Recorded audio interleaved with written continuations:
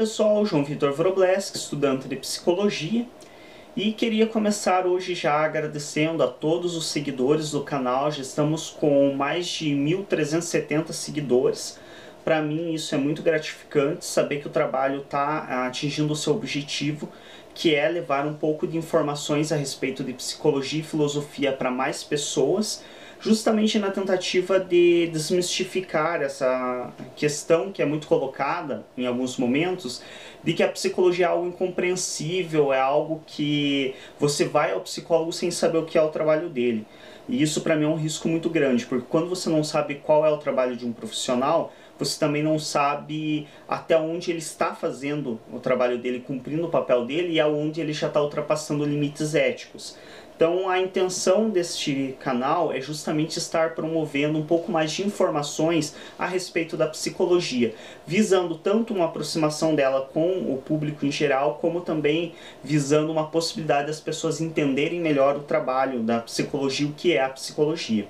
Lembrando, eu sou estudante de psicologia, eu não sou profissional da área, e esse canal não tem nenhum viés terapêutico. A única finalidade dele é realmente levar informações. E as informações que estaremos trazendo hoje são solicitações de uma das usuárias do canal. Gostaria de agradecer também a todo o pessoal que faz sugestões de temática, que clica em gostei, que deixa comentários. Tem muitas manifestações de carinho que realmente me agradam e me deixam bastante comovido com alguns dos comentários que são feitos no canal, realmente parabenizando e apoiando o trabalho que nós realizamos. Enfim, a temática sugerida por esta usuária do canal foi a dissolução do complexo de Édipo. Então essa pessoa solicitou que falasse um pouco a respeito disso. Bom, para falar a respeito da dissolução do complexo de Édipo, é importante primeiramente retomar o que é o complexo de Édipo. Então já existe um vídeo no canal, se você estiver acessando, tem um buscador, no próprio canal do YouTube possui uma lupa com um buscador onde você pode digitar pela temática do vídeo e vão aparecer os vídeos daquela temática. Então o complexo de Édipo, ele é aquela situação onde o indivíduo ele deseja tomar um dos pais para si e afastar o outro, que é uma ideia de que se toma a função materna, que é quem lhe fornece amor, quem lhe fornece as suas necessidades. Você toma essa função materna e afasta a função paterna, que seria a função castradora. Seria um direcionamento do amor da criança em relação aos pais. Sobre a dissolução do complexo de Édipo, nós encontramos isso em um livro do Freud, da sua coleção, nos 24 volumes da Imago. Ele consta no volume 19, e nos 20 volumes da Companhia das Letras ele consta no volume 16, que é onde o Freud nos traz a explicação de como se encerraria essa situação da criança desejar um dos pais e tentar afastar o outro. Qual que seria a forma esperada de que isso se diluísse ou se destruísse, se desmanchasse esse complexo de Édipo. Bom, é importante nós lembrarmos também que o desenvolvimento da criança, segundo a teoria freudiana, ele passa por três principais pontos, que é a fase oral, que é já de início, onde o bebê sente prazer na região da boca, e isso levaria ele a mamar, levaria ele a se alimentar. A fase anal, que é onde ele passa pelo período de reter as fezes, de aprender que há uma hora certa para ele defecar, que há uma necessidade de ele se controlar nesse aspecto, que ele não pode simplesmente defecar a hora que ele quer, como é inicialmente. E por último, a fase fálica, que seria a fase onde a criança, de fato, ela volta a sua sexualidade para os órgãos genitais, ou para áreas do corpo dela que lhe gerem prazer. Segundo o Freud, no seu livro, lembrando que tudo que eu vou falar aqui eu estou embasando no livro A Dissolução do Complexo de Édipo, segundo o Freud, é nessa fase fálica o momento em que ocorre a dissolução do complexo de Édipo. Então, como que acontece isso? Quando chega na fase fálica, o menino, e aqui eu vou explicar primeiramente como ocorre no menino, depois como ocorre na menina, assim como é trazido pelo Freud no próprio livro. Quando o menino chega nesta fase fálica, ele acaba descarregando a excitação que ele sente no pênis. Então ele inicia seus processos masturbatórios. Então ele começa o ato de se masturbar para liberar a carga de excitação gerada pela relação dele com os pais. E nesse momento ele descobre também que esse ato ele não é aprovado pelos adultos. Então o que acontece? Inicia-se o que muitos fazem, mães fazem muito usualmente, a ameaça de castração. Então aquela velha brincadeira de dizer para a criança: tira a mão daí, senão eu vou cortar. E isso, inicialmente, o menino não leva a sério.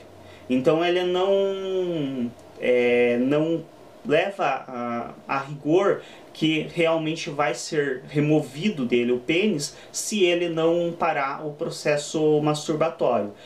Porém, quando ele se depara com os órgãos genitais femininos, seja a forma que for, ou de outra criança, ou dos próprios pais, em algum momento acidental, que ele veja os pais nus, ou então em um momento em que ele tem acesso a imagens. Hoje a gente sabe que a internet não falta imagens de nudez.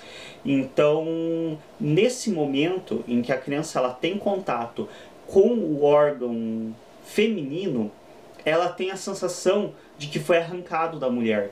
Porque até então, segundo Freud, lembrando que tudo isso que eu estou dizendo é embasado no Freud, segundo ele, até então o menino ele acreditaria que todos eram iguais. Ele tinha um pênis, a mãe dele tinha um pênis, a irmãzinha também, todo mundo tem um pênis. Ele não tem motivo para duvidar, segundo as próprias palavras do Freud, que os demais são iguais a ele. Porém, quando ele se depara com uma criatura semelhante a ele, que seria a menina ou a mulher, uma criatura que tem uma configuração corpórea muito semelhante à dele, ainda mais se for uma criança que não tem seios, que tem realmente uma configuração muito próxima da do menino, tanto a menina quanto o menino têm configurações corporais próximas. Porém, quando ele se depara com o fato de a menina não ter um pênis, ele tem essa sensação de que já foi arrancado dela. E aí ocorre nele a compreensão da ameaça de castração.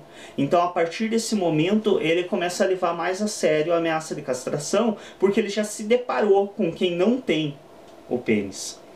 E segundo Freud, é nesse momento que ele começa a entender e a levar mais a sério essa ameaça de castração, que ele sublima os seus sentimentos sexuais. Então, esse processo masturbatório, que seria um alívio da descarga, lembrando que aqui o processo masturbatório é lá da fase inicial, do autoerotismo. Então, a criança ela está realmente tendo uma descarga de excitação. Ela não está fantasiando uma relação sexual com ninguém. Isso é muito importante distinguir, porque aí se torna, digamos, o que muitos chamam de uma ideia pervertida da criança, que seria entender que a criança ela teria fantasias sexuais com os pais. Não, ela tem uma excitação sexual e essa excitação ela descarrega no processo masturbatório. Porém, é uma masturbação visando um descarrego dessa excitação e não fantasiando. Então não é que ela se imagine na cama com outra pessoa, não. Ela simplesmente se toca para obter prazer. Porém, quando ocorre essa ameaça de castração, a criança automaticamente associa esse fato do complexo de Édipo de querer tomar um dos pais, dos cuidadores, para si e afastar o outro, e a questão da masturbação, ele associa esses dois processos, o que faz com que ele subentenda o seguinte, que para ter a mãe ou o pai para ele como um objeto de amor, ele teria que perder o pênis. E Diante dessa troca, entre aspas, ou seja, ele teria que ser castrado para obter um dos pais para si, ele acaba sublimando esses sentimentos sexuais e direcionando eles para manifestações de carinho e manifestações de apreço pelos pais. Porque o preço a se pagar por obter um dos pais para si é muito caro. E aí seria a dissolução do complexo de Édipo, que é a partir do momento que ele não está disposto a pagar o preço de perder o pênis para obter a mãe para si, e ele acaba direcionando de outro modo, sublimando e direcionando essas manifestações sexuais como forma de carinho e afeto para os pais.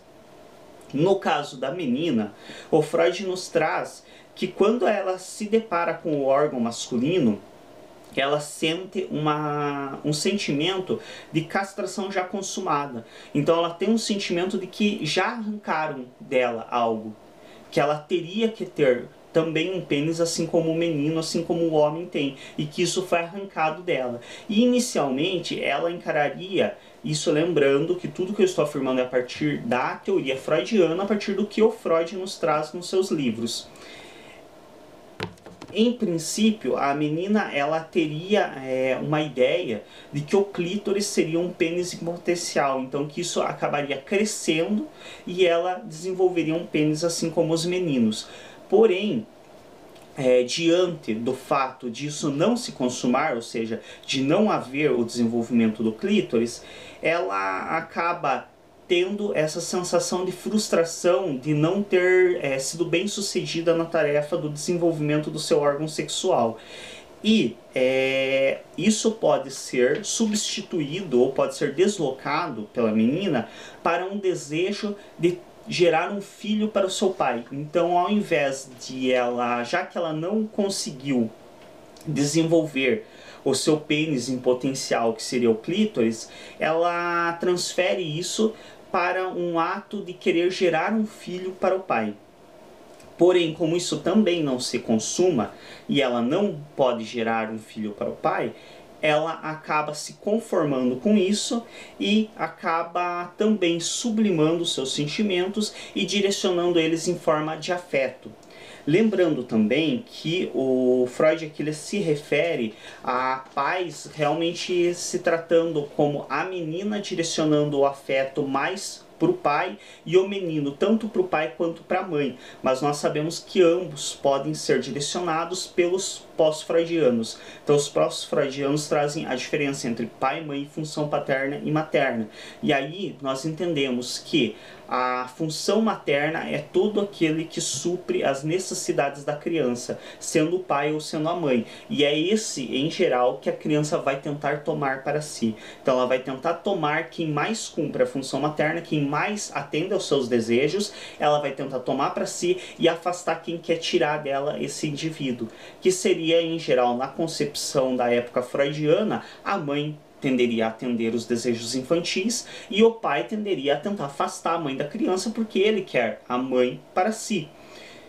Isso na época de Freud, mas devemos sempre lembrar que toda a teoria deve ser atualizada. Então Freud ele desenvolveu a teoria psicanalítica há mais de 100 anos. Hoje nós sabemos que as configurações familiares são outras, as situações de criação de uma criança são totalmente outras, então se faz necessário atualizações. Creio que seja isso, espero que tenha ficado um pouco mais claro. Muitas vezes pode parecer um pouco viajadas as ideias do Freud de a mulher ter inveja do pênis e outras coisas que eu pessoalmente já fui um grande crítico, inclusive dessa ideia da menina ter inveja do pênis. Mas eu pelo menos ao fazer tanto com conversas com pessoas conhecidas do sexo oposto, com meninas, mulheres, você acaba encontrando alguns fatores que te fazem acreditar que é menos louca essa ideia do Freud. Por quê? Por exemplo, uma das situações que ocorreu comigo muito antes de eu entrar na universidade, e que posteriormente eu, refletindo, relembrando, veio na minha mente esse episódio, e me fez dar mais sentido a essa questão que o Freud traz da mulher tendo inveja do pênis, e me fez averiguar isso com outros olhos. Em certo momento eu estava na casa de um colega, nós estávamos na sala da casa dele reunidos, conversando, em um grupo de meninos, e a irmã mais velha dele estava no meio. E entre as conversas, como era característico, na época eu tinha creio, uns 12 anos por aí, como é característico dessa idade, adolescente, os sentimentos de sexualidade à flor da pele, e é bem comum ocorrer conversas direcionadas ao cunho sexual. E no meio de uma conversa, nós comentando sobre vídeos pornográficos, coisas do gênero, eu me recordo muito bem da irmã dele afirmar que estava assistindo alguns dias anteriores com alguns amigos em uma casa assistindo vídeos pornográficos, e que ela sentiu... Ela não utilizou necessariamente a palavra sentiu inveja, não, ela utilizou sim. Ela utilizou justamente a palavra sentir inveja mesmo. Que ela disse de certo modo, não vou lembrar as palavras específicas dela, mas ela disse a seguinte questão: que eles estavam assistindo o vídeo pornô e todo mundo de barraca armada, se referindo à ereção dos meninos que estavam junto na casa, e só ela não tinha para estar também. E ali você percebe nesse discurso a questão que o Freud traz da inveja do pênis, que a mulher teria inveja do órgão sexual masculino. Isso é uma das maiores críticas à obra do Freud. Eu também pessoalmente critiquei muito de início, e posteriormente, quando eu fiquei refletindo e lembrando episódios como esse, me veio outras leituras e eu fiquei um pouco mais balançado, devo confessar. E outra situação muito clara também, que eu tive acesso há poucos dias atrás, obviamente não vou falar o nome da pessoa, claro, por questões éticas e de respeito, mas uma pessoa veio conversando a respeito disso. Ela me comentou o seguinte, que em certo episódio da vida dela, uma mulher, quando ela era mais jovem, ela, em uma das situações onde ela foi ao banheiro, havia acabado o papel higiênico e tinha sobrado apenas aquele rolo de papelão. E ela tentou se utilizar daquele rolo, ela encaixou na vagina para tentar urinar em pé, como os meninos fazem. E inclusive ela brincou que ficou altamente frustrada, né, porque acabou urinando nas pernas, fez maior bagunça.